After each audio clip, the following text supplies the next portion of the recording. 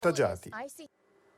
Elicotteri e droni sulle città, i controlli intensificati da nord a sud, ancora troppa gente in strada, 9.200 le sanzioni, 1.000 in più di ieri, altri 10 violano la quarantena. Giulia Palmieri.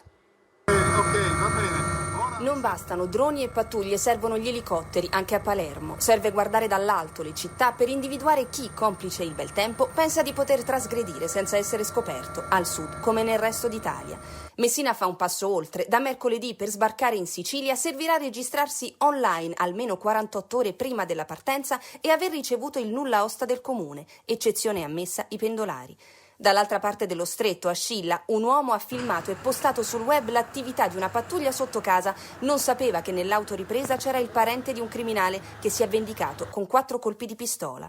Controlli capillari sul territorio, ha chiesto il Viminale a prefetti e sindaci, per evitare che si ripeta quanto visto a Napoli, nel rione della Pignasecca e in altri mercati. A Roma, vigilanza che lavora anche in rete. La Postale ha sventato 2 truffe, finte raccolte fondi per gli ospedali Spallanzani e San Camillo, già oggetto nei giorni scorsi di hacker e sabotaggi.